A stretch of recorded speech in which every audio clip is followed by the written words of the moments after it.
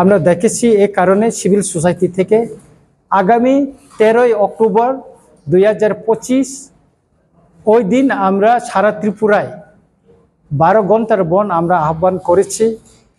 কি কারণে আমরা বন আহ্বান করেছি তার ব্যাখ্যা আমরা এখানে তুলে ধরেছি, এখানে আমরা স্পষ্ট দিয়েছি। এখানে কি কারণে আমরাকে করতে হয়েছে সেটা আমি আপনাদের কাছে তুলে ধরছি। প্রথমত হচ্ছে যে আমাদের কেন্দ্রীয় সরকারের যে দিক নির্দেশনা অনুসারে ত্রিপুরায় বেআইনি অনুপ্রবেশকারী বিদেশিদের শনাক্ত করার জন্য প্রশাসনিক অপারেশন শুরু করতে হবে। এটা মিনিস্টার অফ হোম অ্যাফেয়ার্স থেকে নির্দেশনা আসার পরেও ত্রিপুরায় এটার কোনো স্টেপ নেওয়া হচ্ছে না, কোনো পদক্ষেপ নেওয়া হচ্ছে না। যেটা আসামে নেওয়া হয়েছে, যেটা দিল্লিতে নেওয়া হয়েছে, যেটা গুজরাটে নেওয়া হয়েছে, হরিয়ানায় নেওয়া হয়েছে, মহারাষ্ট্রে নেওয়া হয়েছে।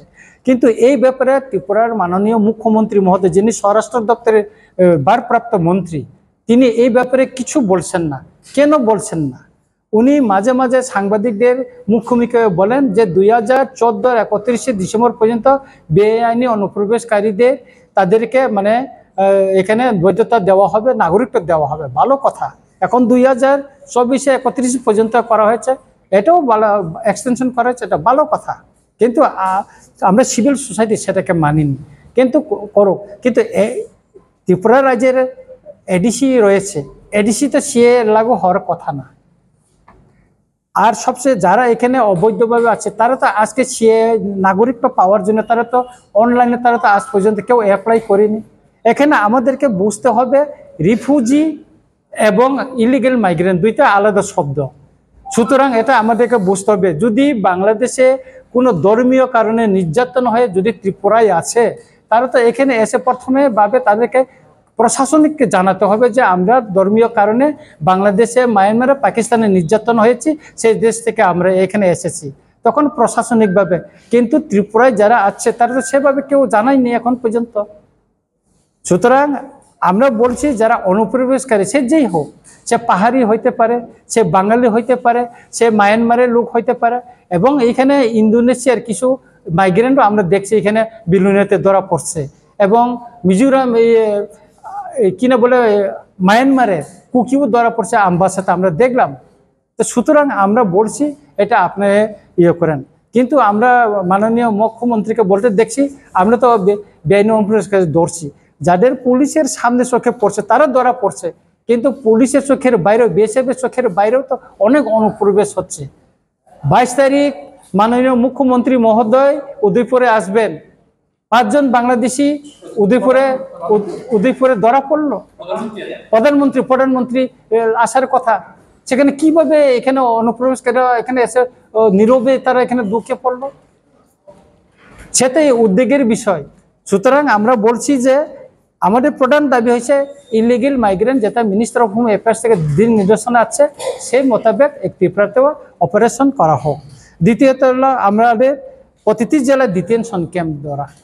এখন আসামে আপনারা নিশ্চয়ই লক্ষ্য করেছেন, আসামে যাদেরকে ধরা হচ্ছে কিছু কিছু আপনার এখানে কোর্টে না পাঠিয়ে, আদালতে না পাঠিয়ে তাদেরকে ডিটেনশন ক্যাম্পে রেখে ফেরত পাঠানো হচ্ছে।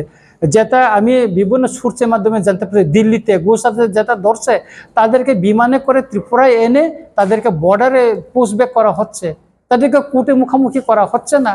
আর আমাদের এখানে দেখলো, আমি নিজে চিঠি লিখতে বাধ্য হয়েছি যে ত্রিপুরার হাইকোর্টে, যে এখানে যারা বাংলাদেশি যারা অনুপ্রবেশকারী তাদেরকে বেল দেওয়া হচ্ছে, বেল দেওয়ার পর তারা কোথায় চলে গেছে তার কোনো খবর নেই, তারা আবার কোর্টে আর হাজিরা দিচ্ছে না, ওইরকম চলছে। আর তৃতীয়ত হইলো আমাদের অনুসারে বিএসএফ, আসাম রাইফেল, জওয়ান সহ তাদেরকে নিয়ে এখানে স্পেশাল টাস্ক ফোর্স গঠন করা হোক। খুবই দুঃখের বিষয় যে মাননীয় মুখ্যমন্ত্রী ওয়েস্ট ডিস্ট্রিক্টে একটা স্পেশাল টাস্ক ফোর্স গঠন করেছেন, যেটা থানার উচিগুলি, কিন্তু এটার হেডকোয়ার্টার কোথায়, জনবল কত, এবং কয়টা গাড়ি অ্যালটমেন্ট করা হয়েছে, কয়টা আপনার সিম অ্যালটমেন্ট করা হয়েছে, তার কোনো নাই। সুতরাং আমি বলবো যে এটা কিভাবে করা হচ্ছে, স্পেশাল টাস্ক ফোর্স গঠন করা হচ্ছে, সেটা আমরা বুঝতে পারিনি। এই ব্যাপারে আমি মাননীয় মুখ্যমন্ত্রীকে স্পষ্টকরণ চেয়ে একটা চিঠি দিয়েছি, উনি অ্যাকনলেজমেন্টটা দিয়েছে, কিন্তু আজ পর্যন্ত এটা কোনো রিপ্লাই আমরা পাইনি। আরেকটা হইল 4 নম্বর দাবি হচ্ছে আমরা ত্রিপুরা ইনার লাইন পারমিট চালু করছি। অনেকে মনে করে ইনার লাইন পারমিট একটা বিরাট একটা বাঙালি বিরোধী একটা আইন। এটা না, আপনারা আমি সারা ত্রিপুরায় সবাইকে আমি বলবো, আপনারা মিজোরামে যান, মণিপুরে যান, নাগাল্যান্ডে যান, অরুণাচল প্রদেশে যান। ইনার লাইন পারমিট হচ্ছে আপনি যে রাজ্যে ঢুকবেন সেখানে অনুপ্রবেশের সময় যাওয়ার সময় একটা পারমিশন মানে অনুমতি একটা নিতে হয় 20 টাকা দিয়ে।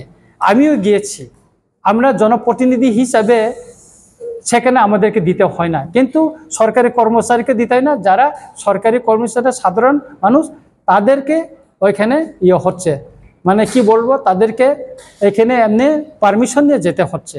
সুতরাং ইনার লাইন পারমিট হলে ত্রিপুরায় দৈনন্দিন কত লোক ত্রিপুরায় আছে, কতজন বাইরে চলে গেছে সেটা আমরা জানতে পারবো, সেটা রেকর্ড হবে এবং গভর্নমেন্টও রেভিনিউ পাবে। কারণ তাদের প্রত্যেকটা ত্রিপুরায় যারা আছেন তাদেরকে 20 টাকা করে তাদেরকে এখানে মানে টাকা দিতে হচ্ছে আর কি, তো রেভিনিউটা কালেকশন হচ্ছে। সেজন্য আমরা বলছি যে ত্রিপুরায় অবিলম্বে ইনার লাইন পারমিট চালু করতে হবে। কেন করতে হবে? এটা 1993 সনে ATTF ললিত দেববর্মা গ্রুপের সঙ্গে রাজ্য সরকারের যে চুক্তি হয়েছে, যে শান্তি চুক্তি হয়েছে সেখানে উল্লেখ আছে। সেই জন্য আমরা দাবি করছি যে ত্রিপুরায় ইনার লাইন পারমিটটা চালু করা হোক, যেটা 2 বছর আগে মণিপুরে চালু হয়েছিল। 5 নম্বর হলো ত্রিপাক্ষিক চুক্তি অবিলম্বে কার্যকরী করতে হবে। কেন? আমরা চুক্তি করেছি আজকে 18 মাস হয়ে গেছে, আজকে 18 মাস হয়ে গেছে, কিন্তু চুক্তি কি হয়েছে কি না হচ্ছে সেটা তো কিছু মানে আমাদেরকে জানানো হচ্ছে না। এই চুক্তি হয়েছে তখন মাননীয় মুখ্যমন্ত্রী মহোদয় ছিলেন, স্বরাষ্ট্রমন্ত্রী মহোদয় ছিলেন, আমাদের নেতৃত্বরা ছিলেন। চুক্তি ত্রিপুরায় কার্যকরী হবে, এটার অগ্রগতিটা কি সেটা আমরা জানতে পারছি না। আমরা বিধায়ক হিসেবে বিধানসভায় আমরা প্রশ্ন জমা দিয়েছি, কিন্তু সেখানে ওটা আমাদের দিশে এলাও হয়ে যায়। শর্ট নোটিশ দিয়েছি, সেটাও আমাদেরকে মানে সুযোগ দেওয়া হচ্ছে না, সেটাই রিজেক্ট হয়ে যায়। সেই জন্য আমরা ত্রিপাক্ষিক চুক্তির অগ্রগতিতে কি হয়েছে সেটা আমরা জানতে চাই, সেটা কার্যকরী করার জন্য আমরা দাবি তুলেছি। আপনাদেরকে একটা সত্যর বিষয় আমরা তুলে ধরি। আমাদের যে ত্রিপাক্ষিক চুক্তি সেখানে ল্যান্ড রাইটসের কথা বলা হয়েছে।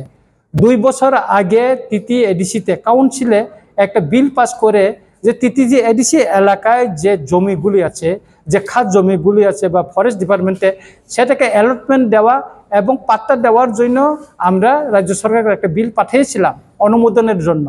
কিন্তু আজকে 2 বছর রাজ্য সরকার ওটা ওনাদের হেফাজতে রেখে দিয়েছে, সেটা রাজ্যপালের কাছে পাঠানো হচ্ছে না। কেন পাঠানো হচ্ছে না? সুপ্রিম কোর্টের একটা ভার্ডিক্ট আছে যে 4 মাসের অধিক কোনো রাজ্যপালের কাছে এটা রাখা যাবে না, কিন্তু রাজ্যপালের কাছে সে বিলটা পাঠানো হচ্ছে না। তাই আমি বলবো যে এটার বাদেও যে আমাদের কাস্টমারি ল আছে, যে কাস্টমারি লটাও তো অনেকজনে কিছুটা পাস হয়ে গেছে, কিছুটা এখন আটকানো হয়েছে। কেন এটা রিজনটা কেন আটকে রাখা হয়েছে তাই সেটাও স্পষ্টভাবে কিছু বলা হচ্ছে না। তাই আমাদের দাবি হচ্ছে কি, যে আমরা চাচ্ছি যে অবিলম্বে যে ত্রিপাক্ষিক যে চুক্তিটা এটা করা হোক। রোমান হরফে লেখার জন্য অবিলম্বে সরকারের ঘোষণা করতে হবে। আমরা কেন দাবি জানাচ্ছি? আমরা বিরোধী দলে থাকার সময় থেকে আমরা জানাচ্ছি, সেই ত্রিপুরা উপজাতি যুব সমিতি সেই 1967 সন থেকে এই দাবিটা তুলে নিয়ে আসছিল, দাবিটা করে আসছিল। এখন আমরা দাবি করে যাচ্ছি, আমাদের অষ্টম তফসিলের প্রয়োজন নেই। অষ্টম তফসিলের অনুমোদন করতে গেলে যদি কোনো সমস্যা থাকে তাহলে আমাদের কোনো আপত্তি নেই, অষ্টম তফসিলটা বাতিল করুক। তবু রোমান স্ক্রিপ্টটা ত্রিপুরায় চালু করার জন্য ঘোষণা করা হোক। মেঘালয়ে তো তাদের ভাষা খাসি জয়ন্তিয়াল ভাষা, তো তারা রোমান স্ক্রিপ্টে লেখছে, মিজু ভাষা লেখা হচ্ছে, নাগাল্যান্ডে লেখা হচ্ছে। তাহলে ত্রিপুরায় রোমান স্ক্রিপ্টে লেখাটা কেন অসুবিধা হচ্ছে, কেন এটা বাধা দেওয়া হচ্ছে? এখানে আরো একটা বিষয় দেখার হলে, কিছুদিন আগে কেন্দ্রশাসিত রাজ্য যে লাদাখে একটা জনগোষ্ঠীর ভাষা, সেটাকে রোমান স্ক্রিপ্টে লেখার জন্য আমাদের মাননীয় রাষ্ট্রপতি উনি গেজেট নোটিফিকেশন বাইর করে দিয়েছে। তাহলে ত্রিপুরায় কেন বরক ভাষা লেখার জন্য রোমান স্ক্রিপ্টে যদি রোমান স্ক্রিপ্ট ব্যবহার করা, তাতে কি অসুবিধার আছে সেটাই আমরা বোধগম্য হচ্ছে না। এই ব্যাপারে আমরা বিধানসভাতে বারবার আমরা তুলেছি, কিন্তু এই ব্যাপারে স্পষ্ট এখন পর্যন্ত আমরা কিছু জানতে পারিনি। আর 60 নম্বর হচ্ছে তপশিলি জাতি তপশিলি জনজাতিদের যে সার্টিফিকেট যেটা ফেক সেটাকে বাতিল করার জন্য আমরা বলছি। দেখেন সুব্রত কৈরি, এখানে আমি চিঠি লিখেছি, সে প্রমোশন পেয়েছে, সেটা কিভাবে সে এসটি হইল? সে তো ওবিসি ক্যাটাগরি 17 নম্বরে আছে ত্রিপুরায়, যেটা ওবিসি ক্যাটাগরিতে 17 নম্বর, এসটি ক্যাটাগরিতে নাই, এসসি ক্যাটাগরিতে নাই। এভাবে আরেকজন কৈরি সে এসসি সার্টিফিকেট পেয়েছে, একজন এসসি সার্টিফিকেট আমাদের কাছে ডকুমেন্টস আছে। তাহলে হ্যাঁ, এইভাবে অনেকটা তারা পেয়ে যাচ্ছে। আমরা বলছি যারা সরকারি বিভিন্ন সুযোগ সুবিধা ফেক সার্টিফিকেট নিয়ে এসসি সার্টিফিকেট নিয়ে যারা হ্যাঁ উমেন্স কনস্টেবল কাজল দেববর্মা, ওনার তো সেরকম এভাবে করা হচ্ছে। আমরা তো প্রতিবাদ দিয়েছি, মাননীয় চিফ মিনিস্টারকে চিঠি লিখেছি, কিন্তু এই জন্য কোনো কার্যকরী হচ্ছে না। তাই আমরা চিন্তা করছি, সিভিল সোসাইটি আমরা চিন্তা ভাবনা করছি, তিপ্রামঠা বলুক, অন্যান্য রাজনৈতিক বাইরেও তিপ্রাসা রয়েছে, সেই অসংগঠিত তিপ্রাসাটাকে সংগঠিত করে ঠানসা করে আমরা আমাদের যে সাংবিধানিক যে অধিকার, গণতান্ত্রিক পন্থায় যে আন্দোলন, সেটা আমরা করতে চাই। আমি আজকে আপনাদের এই প্রেস মিটের সামনে আমি একজন তিপ্রামথার এমএলএ হিসেবে আমি এখানে বসিনি, আজকে আমি সিভিল সোসাইটির একজন জনপ্রতিনিধি হিসাবে, জনগণের নির্বাচিত প্রতিনিধি হিসাবে আজকে সিভিল সোসাইটির এই নেতৃবৃন্দের সঙ্গে আমি এখানে বসছি। তাই সুতরাং এই বনের আওতার বাইরে আমরা ফায়ার সার্ভিস, অ্যাম্বুলেন্স সহ বিভিন্ন খাদ্য মানে ফলের দোকান, ওষুধের দোকান, এগুলি হোটেল, এগুলো আমরা বাইরে রেখেছি, দুটের ইয়েটা আমরা বাইরে রাখছি। আমরা আশা করব 13ই অক্টোবর সারা ত্রিপুরায় সাকসেসফুল বন হবে, যেটা 7 তারিখ জুলাই আমরা আগরতলাতে সিভিল সোসাইটি, যে আমাদের সিভিল সোসাইটি যেভাবে সাকসেসফুল আমরা মুভমেন্ট করেছিলাম শান্তিপূর্ণভাবে, ঠিক তেমনি 13 তারিখও শান্তিপূর্ণভাবে আমাদের বন মানে সাকসেস হবে বলে আমরা মনে করি। এবং তিপ্রামঠা পার্টির পক্ষ থেকে আপনারা থানসার কথা বলছিলেন, মানে জনজাতি মানুষ যাতে একত্রিত হয়, তাহলে কি কোথাও না কোথাও পার্টির ব্যানারে জনজাতিদের একত্রিত করতে পারছেন না বলে সিভিল সোসাইটির ব্যানারে এই মুভমেন্টে যাচ্ছেন? না, আমাদের সিভিল সোসাইটির কিছু অংশ লোক আছে, যেমন সরকারি কর্মচারী রিটায়ার্ড যারা আছেন, এমন কিছু লোক আছে তারা কোনো পার্টির পতাকা তলে আসতে চায় না, পার্টির পতাকার বাইরে ওরা আসতে চায়। আজকে এই যে সন্তোষ বাবু আছেন, হিরালাল বাবু তারা আছেন, আমাদের এই যে অমরদীপ বাবু যারা আছেন, ওই রকম সিভিল সোসাইটির অনেক বহুত লোক আছে, যেমন কাউন্সিল অফ তিপ্রাসা হদা, তারা কিন্তু কোনো রাজনৈতিক দলের মানে পতাকা তলে আসতে চায় না, কিন্তু সিভিল সোসাইটির যে কোনো মুভমেন্টে তারা আসতে চায়।